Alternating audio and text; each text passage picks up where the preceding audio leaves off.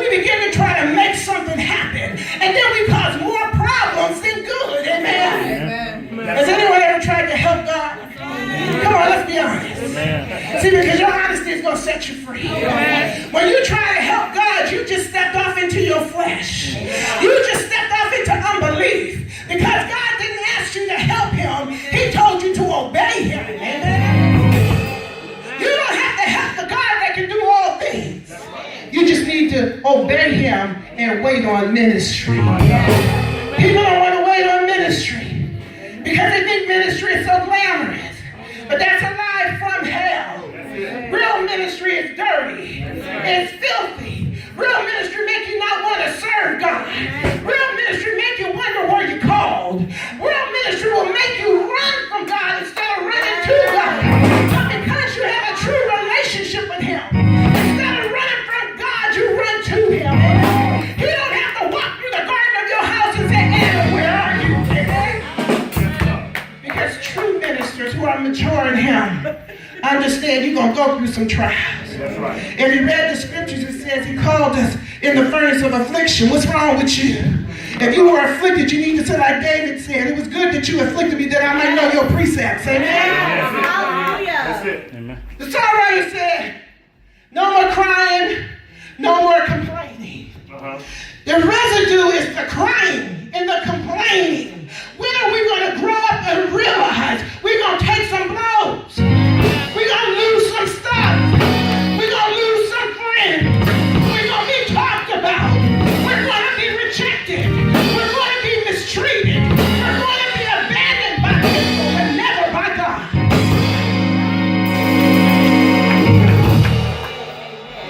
The true residue, the true sign of residue with a certain person, and I'm telling you, it doesn't have an age on it, and it comes in all ranks in the body of Messiah.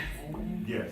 The true sign of residue is when a preacher can't take nothing. And when a preacher can't shut up. And when a preacher always got something to say. And when a preacher always kind of feel like they got to defend themselves. And when a preacher think they know everything and don't anybody know anything. Amen. Especially the young ones, let me tell you. I'm 52 years old. Amen. And I'm a teacher student, not a student teacher. That's it. I'm a teacher student. Right. That means I'm a teacher, but I'm always learning. Amen. We got these student teachers, they won't line up with God. That's one. That's right. They won't submit to God. That's it. But they want to tell you something. Yes, sir. And when you're preaching, trying to teach them, they act like they already know it.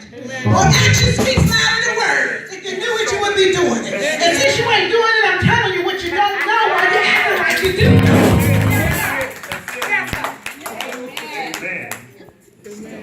Let me tell you something. It's all right. Amen. I didn't just step into apostleship. I didn't. People are busting out of the womb, landing on their feet as apostles. All right. All right, now preach. It is absolutely ridiculous. That's right. Woman of God, man, God, they haven't lost anything. That's right. Don't know what it is to be homeless. Don't know what it is to be rejected. Go ahead. Don't know what it is to be truly hated. Somebody just hurt your feelings. You ain't hated. You're hated. Amen? Don't know what it is to suffer. Yes, sir. Don't know. But here it is, you suffer, but you know how to be quiet in your suffering. Yes, you know how to smile, not because you got a secret, but you know at the end, the light is going to shine. You know that you are going to be established, protected, strengthened, and settled in the Lord. You know how to long suffer instead of being a suffering long person. But then you find the ones that are young suffering long. They don't know how to be quiet.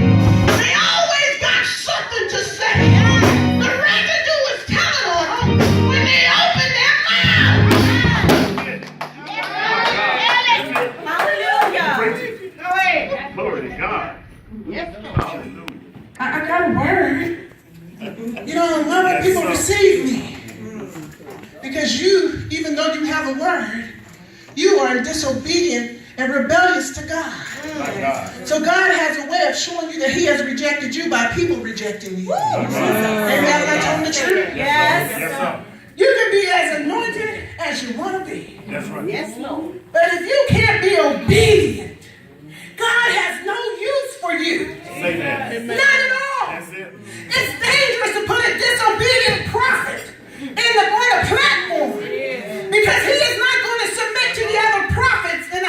wanted to be subject, she's not going to be subject. That's right. Amen. I can't help myself. How come you can? We can. Amen. Amen. Go ahead. Oh, the Holy Spirit just all over me. I can't stop. The residue is telling me you can't even discern the Holy Spirit. Because the Holy Spirit does things decently and in order. The Holy Spirit is not offensive towards God or his people. Hallelujah. If they're offended, let them be offended by the word. Amen. Not by your residue. Not by the way. Can somebody say no residue? No residue. He is healing us. Yes. He is restoring us. He is renewing us. So what does renew mean? Renew means he's taking what was new, but was damaged because of what happened to you, and he's making it new again. Amen? He's making it over again. And so what he's saying today is he's dealing with the residue of the breakup. He's dealing with the residue of the heartbreak. He's dealing with the residue of the lies that they told on you, to stab it in the back, because we as apostles, we live a life of dealing with backstabbers. So we smile at you because we know we serve the God who can heal. Amen? And we are focused on our assignment. We are assignment focused. We are visionaries. So you can do what you want to do. We still will complete our assignment. Amen. You get it? Apostle. That's it. Sometimes they wonder how we can let him go so soon. The other they be like, how did you say you love me? And when I was going through, you didn't come and see about me. Because God told me to let you go. That's it. And I'm not in my emotions or my feelings or my compassion, but I'm walking in the compassion of the Lord. The reason why I put up with your foolishness and your stupidness, because you were my assignment. The assignment is over. Take your foolishness to the next house. Because one of two things is going to happen. One of two things. One or two. Either you're going to receive the word of God from the apostle, pastor, evangelist, prophet, teacher that he's placed you under. No, he didn't place you next to them. He placed you under them. In other words, you got to be like the children of Israel in the book of Joshua, when they said when the priests, they carried the ark of the covenant, when their feet touched the soles of the water, the sea, the water opened up. Right? But then he said, you cannot get too close to them because you don't know where you're going. They know because I told them and I'm showing them. So you need to stay back. You can't get too common with them because you don't know where I'm taking them. So you need to keep your distance. But the residue will say, I'm just the same as they are. Have no order from the scripture, going on pure opinion. But the scripture tells us to stay back. Amen. I had enough sense as a young prophet. When I went out and I was an honor bearer to my first lady, who was my honor, my uncle, who was the bishop. And even though I had a word from the Lord, when I said amongst those of higher echelon, I kept that word to myself because I was learning. I didn't have to prove to them I was hearing. I was mature enough to know that I need to keep my mouth shut because I'm amongst those that when they rebuke me, the cut is going deep. And God didn't position me there to prophesy. He positioned me there to train me in the parliamentary procedure of his kingdom and his government. The order and the protocol of the prophetic. Amen. So you know what I did? My God. Man, it was such an honor to me to travel with the leaders. I would sit there and I would shut my mouth. And I wouldn't be itching to say nothing. I would be so quiet because first of all, I know God gave them the authority to cut me. Amen. Because they were training me. So they had to cut away the fat. So I remember the scripture that said, humble yourself. That's what's wrong. You're not humble. Humble yourself under the mighty hand of God. So I realized I needed to humble myself. It got to the point where they had to ask me to prophesy. I didn't volunteer. We would be amongst the people of God. Here I am, minister. Actually, I was MIT because they were trying to break me. Didn't know I was already broken, so they called me minister in training. Go ahead. Amen? That's right. That's right. And God said, humble yourself. I would lead church, and I would go home, and I would lay on my face, and I would cry, and I would wail because I was getting cut, and didn't even do nothing. I didn't understand why God permitted me to go that way. But there had to be some cutting because I looked at those people as if they were God. Amen? So he allowed me, the idol that I created, he allowed the idol to cut me. Amen? My God. Go ahead, Because he said I would have no other God before me. He allowed me to see their human side. And I started to get disgusted with them. And then he rebuked me for getting disgusted with them. He said, because you made them a God, I made them human. Amen? I know this is God. Amen. I know it's the Lord. Amen. So they would say, we would get in environments. And you know what? I was brought up in a militant way. And it was a good way. I stood on the door. I was a gatekeeper. I was a gatekeeper. I was the church cleaner. I was the armor bearer. I was the food server. I was the kitchen cleaner and the kitchen cooker. You named it, I was all of it. And I did it with the spirit of excellence because it was unto God, not unto man. I didn't complain about it. Amen. That's why I am who I am, and that's why I can preach the way that I preach. Amen. That's right. Because God has proven himself in my life. Not that I proved myself to him. He knew what he put inside of me. He proved himself to me. Now I can walk in what he put inside of me. Amen. Amen. I hope I'm helping somebody today. Amen. And so they would say apostle. They would say apostle. They would say Sister Janet. Or one prophet, she was an older lady, and she would just, I was traumatized by these people. I know what does election mean. Amen? Amen. But it was my fault because I saw no imperfection in them. I made them God. I couldn't balance it. I was afraid of them. I was more afraid to pray to God to heal my heart because of what they did, because I was so afraid that they were so connected to God that they would hear me talking to him, and then they would come and get me. That's right. And has anybody ever encountered that?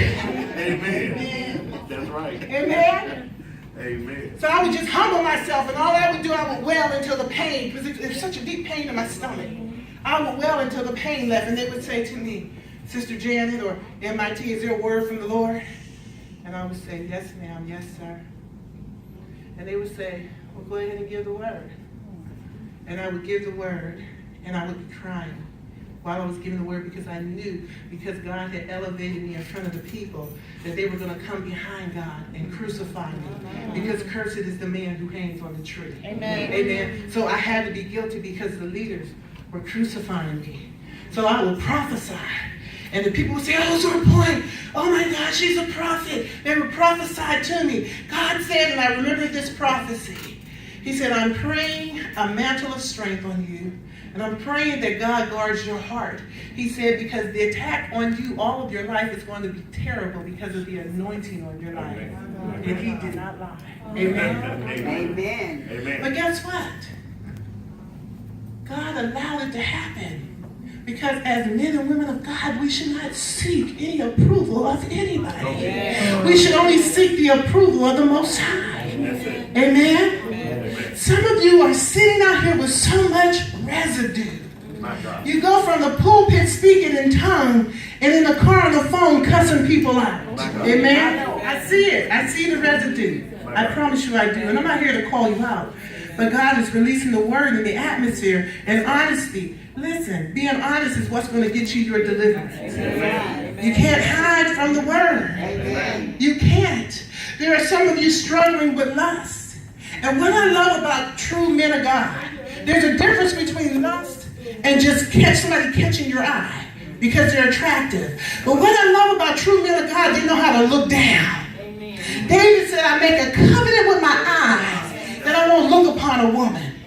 But some of you are looking and you're lusting and in your mind it's already done. And then after you finish looking and lusting, you want to go to the pastor and say, that sister got a lust spirit on her. Look how she dressed. No, you got a lust spirit on you. You looking how she dressed. Amen? Amen. The word of God says, to the pure in heart all things are pure. So if your heart was pure, you wouldn't look at what she has on. You would look at her heart and you would begin to pray for her. Amen? Amen. Am I telling the truth? Amen. That's right. Listen,